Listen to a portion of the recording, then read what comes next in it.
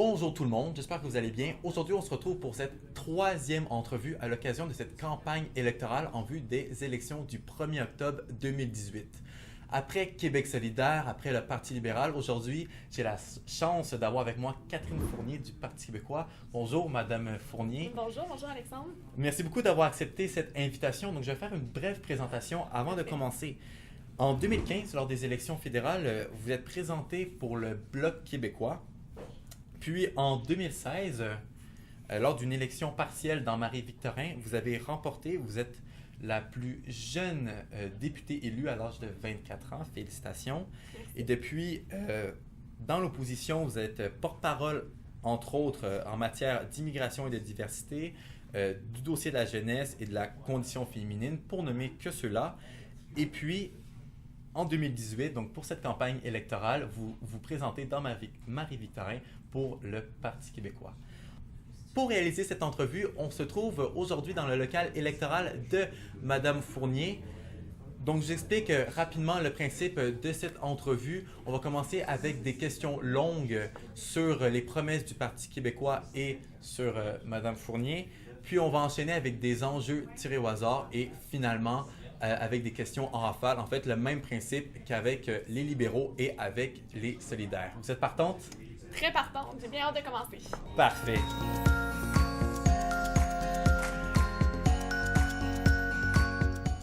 Première question.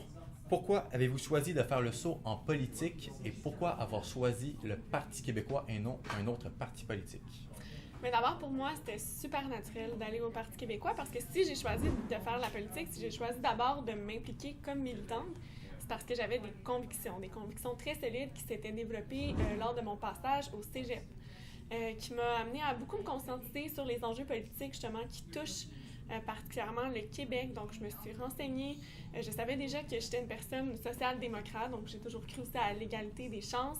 C'est sûr que cette perspective-là a été beaucoup renforcée de par ma participation au mouvement étudiant en 2012 pour l'accessibilité aux études supérieures. Mais c'est ça, je m'étais développé des fortes convictions souverainistes aussi, parce que bon, quand j'avais 17 ans, je suis allée faire un échange étudiant au Texas pendant 6 mois. Puis c'est vraiment là que je me suis rendu compte de mon identité québécoise, puis à quel point j'en étais fière, puis que je souhaitais que notre culture aussi puisse s'épanouir dans le monde, puis qu'on puisse avoir une influence au niveau international. Donc, je me suis beaucoup renseignée sur cette question-là, j'ai fait beaucoup de lectures, tout ça.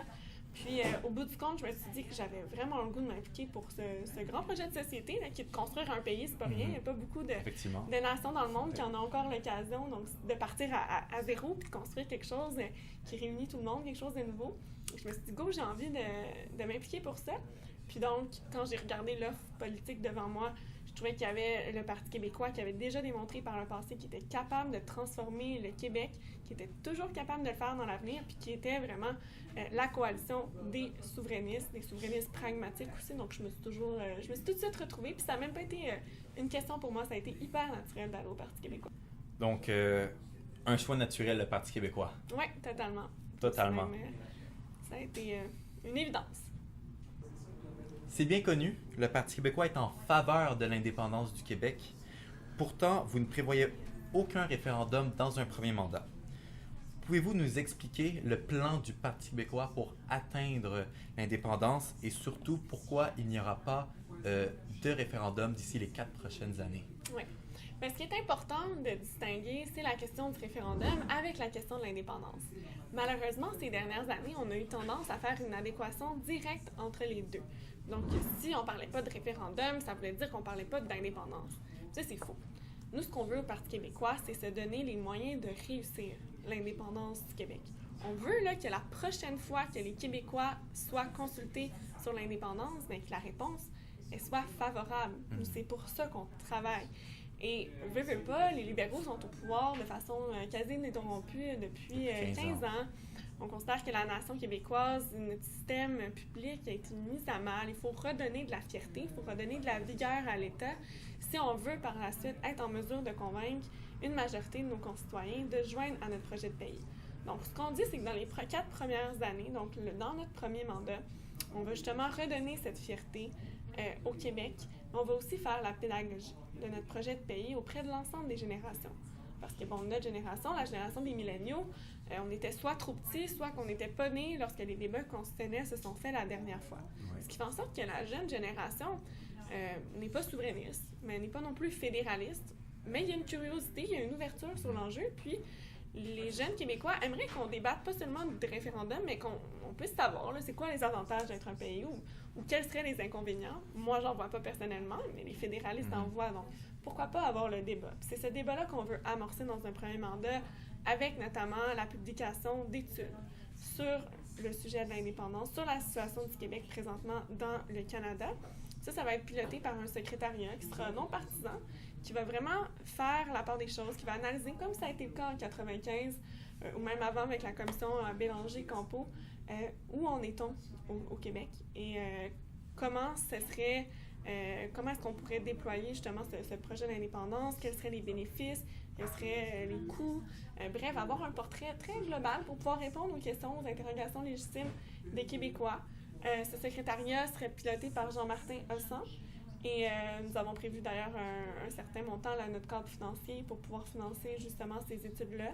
Puis c'est sûr qu'avec l'élection fédérale aussi qui va arriver l'année prochaine en 2019, ça va être l'occasion de faire aussi beaucoup de pédagogie sur les coûts d'appartenance au Canada par le Québec, ce qu'on débourse, toutes les taxes et les impôts qu'on investit dans le fond pour le développement d'emplois dans d'autres provinces canadiennes. On va poser les vraies questions qui s'imposent à Justin Trudeau. Donc, ça va être un travail très, très concret pour les 4 prochaines années, de sorte qu'en 2022, on puisse faire l'élection directement sur l'enjeu de l'indépendance et ensuite bien consulter la population et de faire en sorte qu'enfin, bien, on se dise oui à nous-mêmes et qu'on puisse réaliser notre projet de pays. C'est très clair, Madame Fournier. Super, tant mieux. Il faut éclairer les affaires. Oui. La charte des valeurs du dernier gouvernement péquiste, Mme Marois, a énormément fait parler d'elle. Depuis, votre parti a-t-il changé d'avis sur la question du port des signes religieux ou souhaitez-vous encore réaliser quelque chose de similaire à la charte des valeurs? Non, pour nous, c'est clair. La charte des valeurs, c'est du passé. Par contre, nous, ce qu'on dit, c'est qu'il faut quand même agir au sujet de la laïcité. Je crois que l'erreur avec la charte des valeurs, ça a été de ne pas rechercher, disons, le consensus. Donc, maintenant que ça c'est dit, quel est le consensus au Québec? Il y a eu la commission Bouchard-Taylor qui est arrivée à une position que nous estimons raisonnable, donc que toutes les personnes en situation d'autorité ne doivent pas porter de signes religieux. Mais en même temps, on va un peu plus loin parce qu'on considère quand même qu'au niveau des enseignants et des éducatrices en garderie, c'est important de ne pas faire, disons, de ne pas afficher ses convictions religieuses auprès des enfants quand on est en situation d'apprentissage.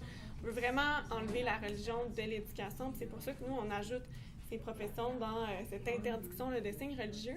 Mais aussi, la nuance très importante, c'est de dire qu'il n'y a personne qui va perdre son emploi à cause de ça. Ça va être une consigne pour dans le futur, pour les futures embauches. Là. Il n'y a personne qui sera mis à la porte parce que la personne avait déjà commencé à travailler, avait un signe religieux. Mais pour le futur, ça sera très clair. On va faire de la sensibilisation, on va accompagner les gens, mais on va dire, écoutez, c'est comme ça que ça fonctionne au Québec. Puis il faut qu'on puisse se donner des règles claires, des balises dans la société, puis ça en fait partie. OK. Et la loi qu'a fait les libéraux à ce sujet, qu'est-ce qu'on fait avec? Mais d'abord, les libéraux eux-mêmes se voient imposer la limite de leur propre loi, car leur loi, elle est contestée devant la Cour. Mais nous, on pense que la loi des libéraux ne règle rien.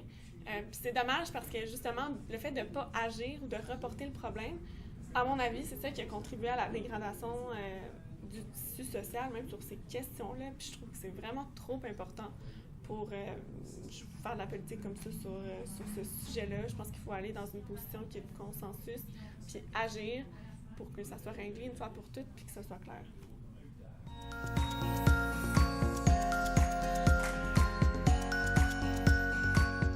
On est déjà rendu à ce deuxième segment de cette entrevue, les questions pigées au hasard. Le principe est très simple, on va piger une question et Madame Fournier va répondre une courte réponse de 2-3 minutes. Ça vous va? Ça me va, parfait. Parfait. Vous voulez piger à la première question? Excellent. Alors, je suis sûre que toutes les questions sont excellentes, mais allons-y. Oh, bonne question.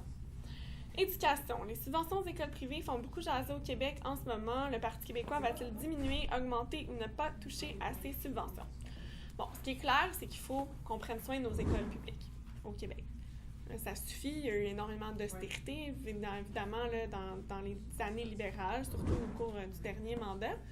Puis le problème, c'est que justement, c'est que l'école publique est en train donc d'avoir de plus en plus d'enfants avec des difficultés d'apprentissage. Puis de l'autre côté, il y a de plus en plus d'enfants aussi ou de jeunes, donc que ce soit au primaire ou au secondaire, qui vont à l'école privée. D'abord, ça va à l'encontre du modèle québécois qui serait de fournir une éducation gratuite à l'ensemble des enfants. Mais on peut comprendre que des parents, par exemple de la classe moyenne, qui veulent donner le meilleur pour leurs enfants, qui sont un peu préoccupés par le manque de services dans nos écoles publiques. C'est pour ça que nous, au Parti québécois, on veut faire une loi bouclier pour protéger les budgets de l'éducation, pour qu'on arrête de jouer au yo-yo avec les budgets dont disposent nos écoles et d'avoir des seuils minimaux de professionnels dans les écoles publiques. Donc, d'avoir minimalement, par exemple, un psychologue scolaire, d'avoir des travailleurs sociaux, qu'il puisse y avoir vraiment une base à laquelle on ne peut pas toucher. Parce qu'avec ces professionnels-là, ils vont venir aider les enseignants. Parce que les enseignants, c'est ça leur préoccupation principale, c'est les conditions de travail. C'est de faire en sorte qu'ils ont beaucoup d'étudiants dans une classe avec beaucoup de difficultés d'apprentissage puis qui n'ont pas les ressources nécessaires pour les accompagner. Mais avec des professionnels, ça va être beaucoup plus facile pour les enseignants de pouvoir se concentrer sur leur tâche d'enseigner. Puis en même temps, nécessairement, l'école privée doit aussi faire sa part. Parce que le problème, c'est que l'école privée est financée en grande partie par le public, en majeure partie en fait, et se déresponsabilise en ne sélectionnant pas des enfants avec des difficultés d'apprentissage. Ce qui fait en sorte que c'est seulement l'école privée qui accepte donc ces enfants. Mais si le privé veut continuer à avoir des subventions, il doit faire sa part. Puis, de sorte, en fait, on va conditionner l'appui de l'État à cette prise en charge des enfants avec des difficultés d'apprentissage, de sorte aussi à diminuer progressivement le financement des écoles privées pour avoir plus de ressources dans le public, faire en sorte que le public soit plus attractif aussi pour les familles, pour retenir ses meilleurs éléments, puis qu'on revienne à l'idée de la mixité, qui était une idée, je pense, très, très noble, mais encore faut-il donner les moyens à l'école publique de pouvoir assumer cette mixité dans les classes. Donc, 2 éléments qu'on retient. De 1, on va diminuer progressivement les subventions. Et de 2, il faut augmenter le ratio d'élèves en difficulté dans les écoles privées.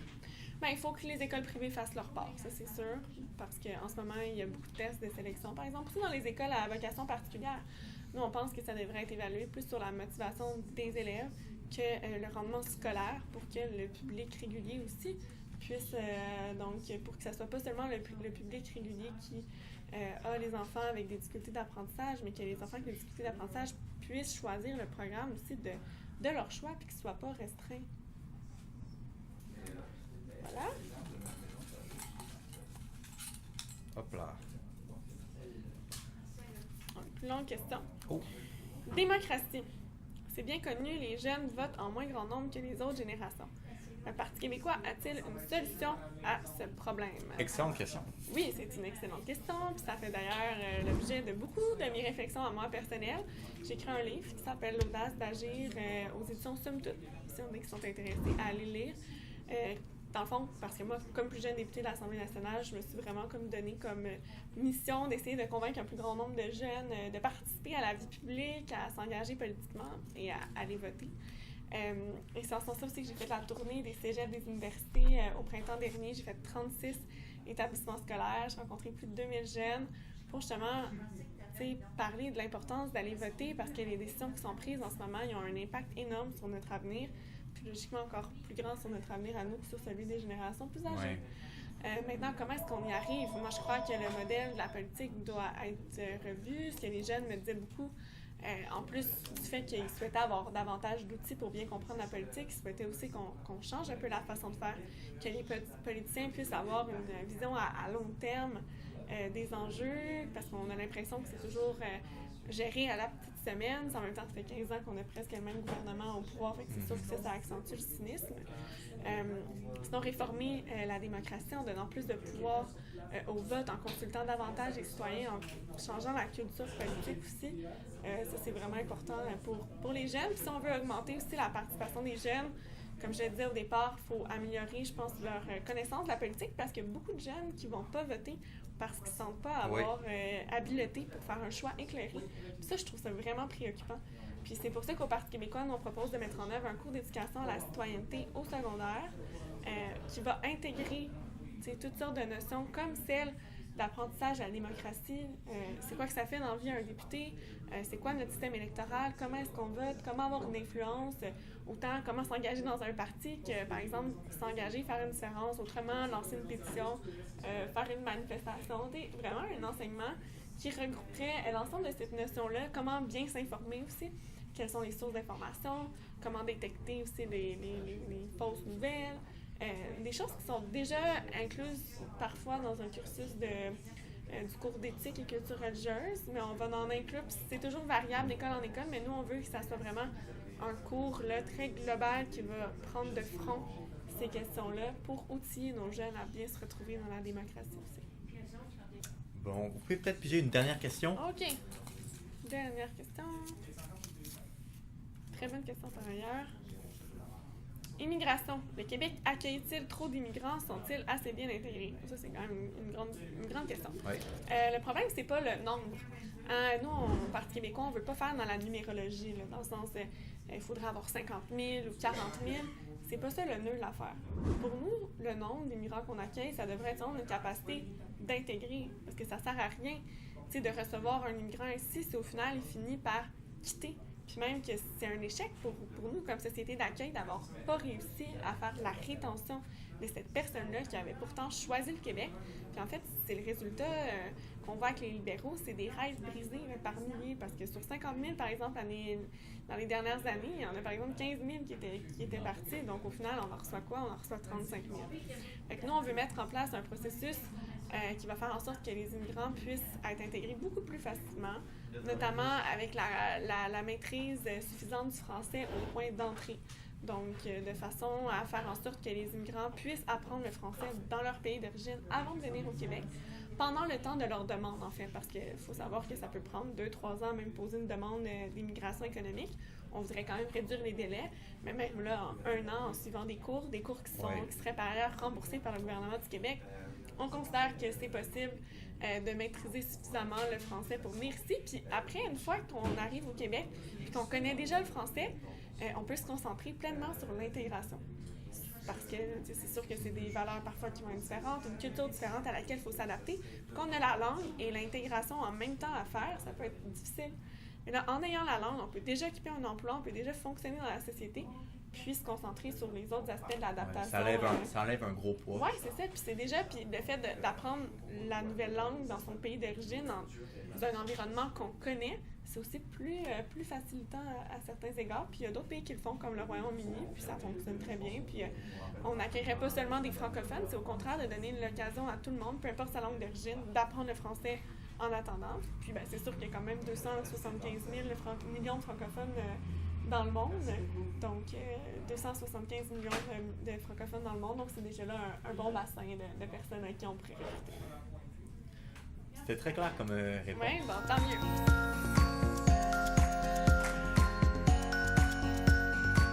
C'est maintenant l'heure du dernier segment, les questions en rafale. Le principe est très simple. Je vais poser plusieurs questions, une à la suite de l'autre, à Madame Fournier et elle va répondre de façon très courte, donc 1 ou 2 phrases. Vous êtes prête? Je suis prête. Le 5 septembre dernier, la Presse Plus a dévoilé les meilleures idées de ses lecteurs. J'en ai choisi quelques-unes, je vous les nomme une par une et vous me dites si c'est une bonne ou une mauvaise idée. Parfait? Parfait. S'attaquer à l'évasion fiscale. Évidemment, excellente idée. En fait, c'est même une nécessité. Puis le Parti québécois, d'ailleurs, on a déposé un plan très concret, puis récupérer des millions de dollars, des centaines de millions de dollars. Réduire le nombre d'élèves par classe dans les écoles. C'est sûr qu'il faut l'évaluer. C'est les enseignants qui nous le disent. La charge, elle est immense. Imposer une taxe sur l'eau à ceux et celles qui surconsomment cette ressource. Nous, on veut augmenter les redevances sur l'eau de façon assez significative. Parce que c'est notre ressource première, l'or bleu. Bon, Madame Fournier, on va laisser les idées. On va maintenant poser d'autres questions. Comment se déroule votre campagne jusqu'à présent? Ça se déroule super bien. d'une belle équipe de bénévoles. Puis c'est ça le Parti québécois. Fait que ça se passe bien. Puis nous, on sent vraiment que le vent tourne dans cette campagne. Donc, on est positif pour la suite. Qui va gagner le 1er octobre? Parti québécois. Majoritaire ou minoritaire? Assez. Mais nous, on espère un gouvernement majoritaire, mais ce sera à suivre. La plus grande qualité de Jean-François Lisée, le chef du Parti québécois? Son intelligence, c'est sûr. C'est vraiment un homme remarquable qui sait toujours se retourner puis tirer le meilleur des situations. Puis en fait, c'est vraiment l'homme de la situation. En fait, c'est vraiment un premier ministre en attente. Il a vraiment la stature d'un homme d'État. Puis je pense que le Québec le mérite bien. Et son plus grand défaut? Plus grand défaut? Question des fois... plus grand défaut... Disons qu'il y a un sens de la répartie qui est en fait une grande qualité, mais des fois ça peut jouer aussi des petits tours. Des fois de dire trop vite quelque chose. Et finalement, quel est l'enjeu le plus important pour l'avenir du Québec selon vous?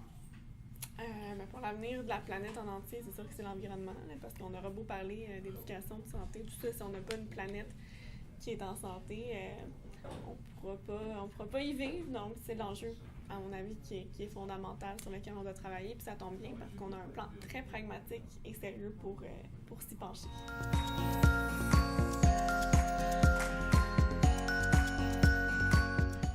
Parfait, c'est maintenant l'heure de la conclusion. Mme Fournier, vous avez le mot de la fin durant 1 minute. C'est parti. Bien, c'est super.